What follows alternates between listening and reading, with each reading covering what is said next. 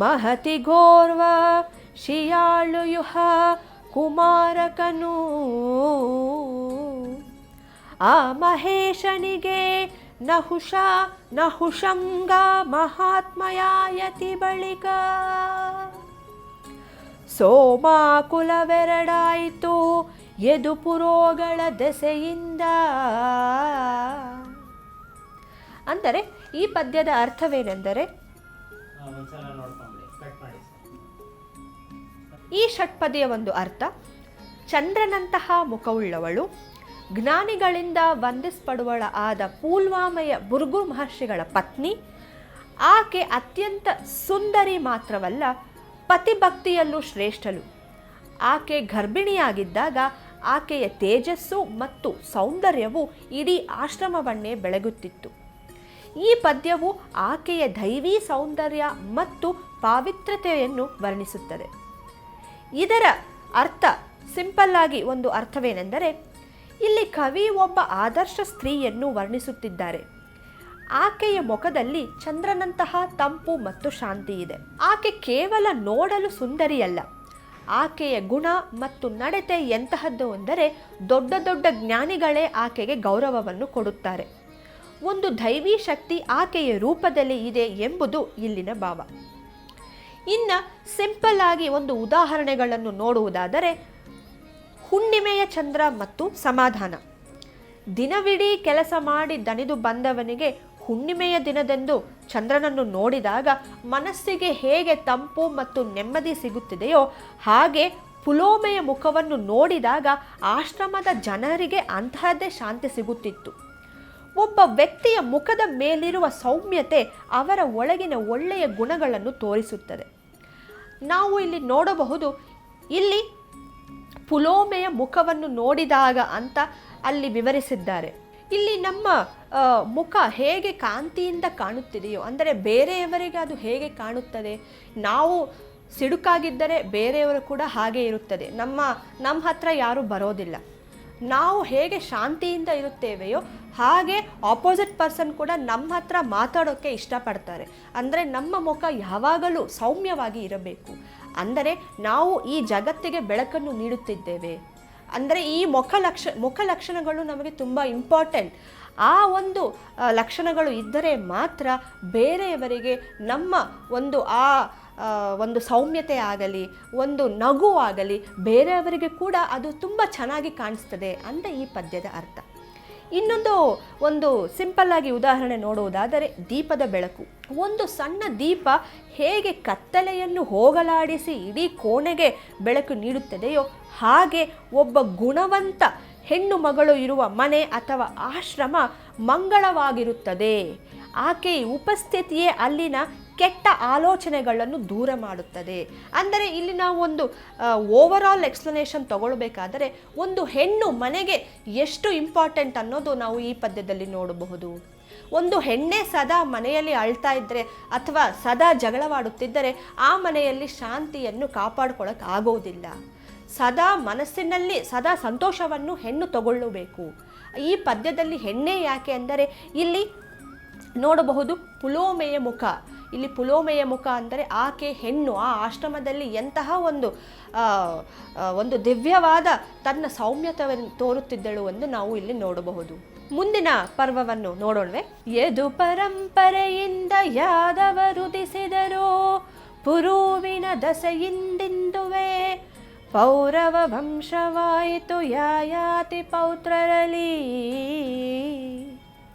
ಪೌತ್ರರಲ್ಲಿ ವಿದಿತ ಪುರೋಹ್ವತರದ ಯದುವಂಶದ ಕಥಾ ವಿಸ್ತಾರವನ್ನು ಹೇಳಿದನು ದುಷ್ಯಂತನಲ್ಲಿ ಶಾಕುಂತಲೆಯ ಕಥೆ ಸಹಿತ.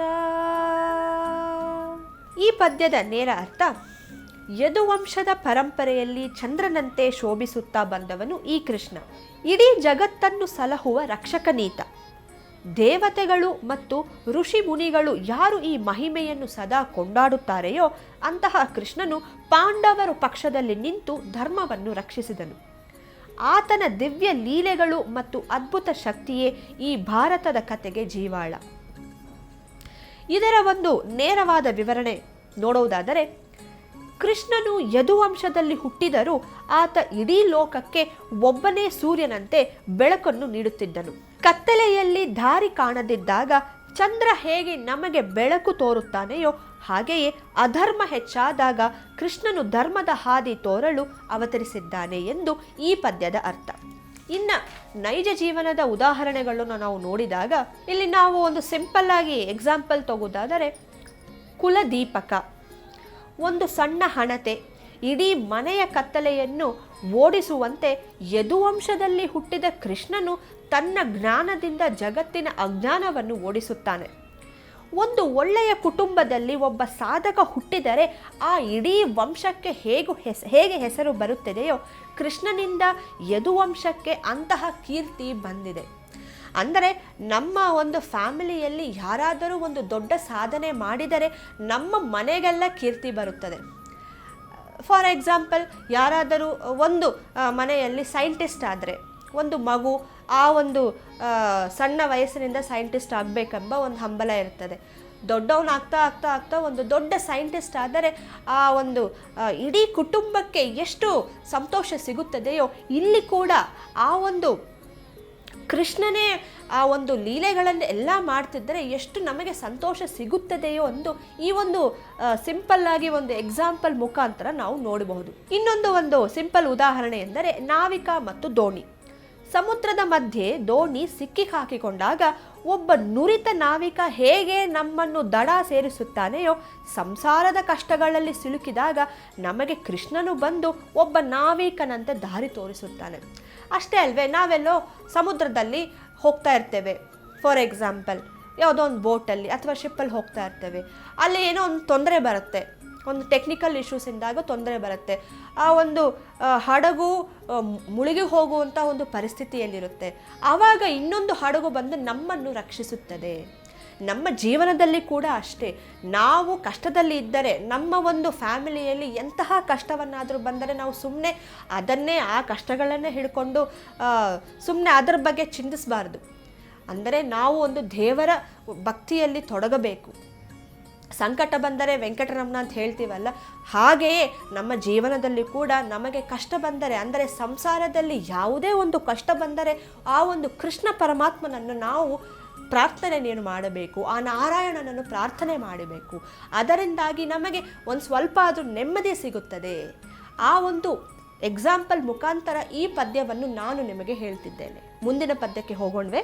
ಭರತನ ದುಷ್ಯಂತ ನಿಂದವ ತರಿಸಿದನು ತತ್ಪೂರ್ವ, ರುಪರಿಂ ಹರಿದು ಸಂದನು ಬಳಿಕ ಭಾರತ ವಂಶವ್ಯಾಪ್ತಿಯಲಿ. ಭರತ ಸೋನು ಸುಹೃತನಾತನವರ ಕುಮಾರಕ ಹಸ್ತಿನಾಪುರಿಗೆ ಹೆಸರಾಯಂತಂದಿವೆ ನೈಪತಿ ಕೇಳೆಂದ. ಈ ಷಟ್ಪದಿಯ ಅರ್ಥವೇನೆಂದರೆ, ದುಷ್ಯಂತ ಮಹಾರಾಜನ ಮಗನಾದ ಭರತನು ಅಪ್ರತಿಮ ಪರಾಕ್ರಮಿ. ಅವನು ತನ್ನ ಶತ್ರುಗಳು ಸೈನ್ಯವನ್ನು ಸಂಪೂರ್ಣವಾಗಿ ಗೆದ್ದನು, ಅಂದರೆ ಜರಿಸಿದನು. ಅವನ ನಂತರ ಅವನ ವಂಶನು ಬಹಳವಾಗಿ ಬೆಳೆಯಿತು. ಆ ವಂಶದಲ್ಲಿ ಸುಹೋತ್ರ, ಪವನಜ ಮುಂತಾದ ಶ್ರೇಷ್ಠ ರಾಜರು ಬಂದರು. ಮುಂದೆ ಅದೇ ವಂಶದ ಹಸ್ತಿ ಎಂಬ ರಾಜನು ಹಸ್ತಿನಾಪುರ ಎಂಬ ನಗರವನ್ನು ನಿರ್ಮಿಸಿ ಅದಕ್ಕೆ ಪತಿಯಾದನು, ಅಂದರೆ ರಾಜನಾದನು. ಎಲೆ ಜನಮೇಜಯ ರಾಜನೇ, ನಿನ್ನ ಪೂರ್ವಜರ ಈ ಕಥೆಯನ್ನು ಕೇಳು ಎಂದು ವೈಶಂಪಾಯನ ಮುನಿಗಳು ವಿವರಿಸಿದರು. ಇಲ್ಲಿ ನಮಗೆ ಒಂದು ಸರಳ ವಿವರಣೆ ನೋಡುವುದಾಗ ಈ ಪದ್ಯವು ನಮ್ಮ ದೇಶದ ಹೆಸರು ಮತ್ತು ಹಸ್ತಿನಾಪುರದ ಉಗಮದ ಬಗ್ಗೆ ಹೇಳುತ್ತದೆ. ಭರತ ಇವನು ಎಷ್ಟು ಶೌರ್ಯವಂತ ಎಂದರೆ ಇವನ ಹೆಸರಿನಿಂದಲೇ ನಮ್ಮ ದೇಶಕ್ಕೆ ಭಾರತ ಎಂಬ ಹೆಸರು ಬಂತು. ಹಸ್ತಿನಾಪುರ, ಮಹಾಭಾರತದ ಪ್ರಮುಖ ಕೇಂದ್ರವಾದ ಹಸ್ತಿನಾಪುರವನ್ನು ಕಟ್ಟಿದವನು ಭರತನ ವಂಶದ ಹಸ್ತಿ ಎಂಬ ರಾಜ. ಅಂದರೆ ನೀವು ಈಗ ಕೇಳುತ್ತಿರುವುದು ಕಥೆಯ ಭದ್ರ ಬುನಾದಿ ಇಲ್ಲಿದೆ. ಮತ್ತೆ ನೆಕ್ಸ್ಟ್ ಸಿಂಪಲ್ ಉದಾಹರಣೆ ನಾವು ನೋಡಬಹುದು. ಮನೆಯ ಸಂಸ್ಥಾಪಕರು. ನಮ್ಮ ಕುಟುಂಬದಲ್ಲಿ ಯಾರೊಬ್ಬರು ಬಹಳ ಕಷ್ಟಪಟ್ಟು ಆಸ್ತಿ ಮಾಡಿ ಅಥವಾ ಒಂದು ದೊಡ್ಡ ಮನೆಯನ್ನು ಕಟ್ಟಿರುತ್ತಾರೆಯೋ ಅವರನ್ನು ನಾವು ಹೇಗೆ ಮನೆಯ ಮೂಲ ಪುರುಷರು ಎಂದು ಗೌರವಿಸುತ್ತೇವೆಯೋ ಹಾಗೆಯೇ ಇಲ್ಲಿ ಭರತ ಮತ್ತು ಹಸ್ತಿರಾಜರನ್ನು ಭಾರತದ ಇತಿಹಾಸದ ಮೂಲ ಪುರುಷರು ಎಂದು ಕರೆಯಲಾಗುತ್ತದೆ. ಇನ್ನೊಂದು ಸಿಂಪಲ್ ಉದಾಹರಣೆ ತಗೋಬೇಕಂದ್ರೆ, ಹೇಗೆ ಕೆಂಪೇಗೌಡರು ನಮ್ಮ ಬೆಂಗಳೂರನ್ನು ಕಟ್ಟಿದರೋ ಹಾಗೆಯೇ ಹಸ್ತಿರಾಜನು ಹಸ್ತಿನಾಪುರವನ್ನು ಕಟ್ಟಿದನು. ಇಲ್ಲಿ ನಾವು ನೋಡುವುದಾದರೆ, ಯಾವುದೋ ಒಂದು ಜಾಗ, ಆ ಜಾಗದಲ್ಲಿ ಮನೆ ಅಥವಾ ಕಟ್ಟಡ ಕಟ್ತಾ ಇದ್ದೇವೆ, ಮನೆ ಅಂತಲೇ ಇಟ್ಕೊಳ್ಳಿ. ಆ ಮನೆ ಯಾರು ಕಟ್ಟುತ್ತಾರೆಯೋ, ಅಂದರೆ ಆ ಮನೆಯ ಯಾರ ಹೆಸರು ಮೇಲೆ ರಿಜಿಸ್ಟರ್ ಆಗಿರುತ್ತೋ, ತಂದೆ ಆಗಲಿ ತಾಯಿ ಆಗಲಿ ಅಥವಾ ಯಾರಾದರೂ ಹಿರಿಯರಾಗಲಿ, ಅವರೇ ಅದರ ಮೂಲ ಪುರುಷ ಎಂದು ನಾವು ಕರೆಯುತ್ತೇವೆ. ಅಂದರೆ ಆ ಮನೆಯ ಅಡಿಪಾಯ ಆ ಮೂಲ ಪುರುಷನಾಗಿದ್ದಾನೆ. ಅಂದರೆ ತಂದೆಯಾಗಿರಬಹುದು, ತಾತ ಆಗಿರಬಹುದು, ಅಥವಾ ಇನ್ಯಾರಾದರೂ ಹಿರಿಯರಾಗಿರಬಹುದು. ಇನ್ನೊಂದು ನಾವು ಆವಾಗಲೇ ಹೇಳ್ಕೊಂಡ್ವಲ್ಲ, ಅದು ಕೆಂಪೇಗೌಡರ ಬಗ್ಗೆ. ಇಲ್ಲಿ ಕೆಂಪೇಗೌಡರು ಬೆಂಗಳೂರನ್ನು ಹೇಗೆ ಕಟ್ಟಿದ್ದಾರೆಯೋ, ಮೊದಲು ಬೆಂಗಳೂರನ್ನು ಬೆಂದಕಾಳೂರು ಎಂದು ಕರೆಯುತ್ತಿದ್ದೆವು, ಅದರ ಹಿಂದಿನ ಮೂಲ ಪುರುಷ ಯಾರು? ಕೆಂಪೇಗೌಡರು. ಅಂದರೆ ಇಲ್ಲಿ ಮೂಲ ಪುರುಷ ಯಾರು? ಆ ನಾರಾಯಣನೇ ಎಂದು ಈ ಪದ್ಯದ ಮುಖಾಂತರ ಕುಮಾರವ್ಯಾಸರು ತುಂಬ ಸೊಗಸಾಗಿ ಹೇಳಿದ್ದಾರೆ. ಇವತ್ತಿನ ಈ ಸಂಚಿಕೆಯನ್ನು ಹಸ್ತಿನಾಪುರದ ಉಗಮದೊಂದಿಗೆ ನಾವು ಮುಕ್ತಾಯಗೊಳಿಸೋಣ. ಮುಂದಿನ ಸಂಚಿಕೆಯಲ್ಲಿ ಇನ್ನೊಂದು ಪದ್ಯದಿಂದ ನಾವು ಮುಂದುವರಿಸೋಣ. ನಮಸ್ಕಾರ, ಶುಭೋದಯ.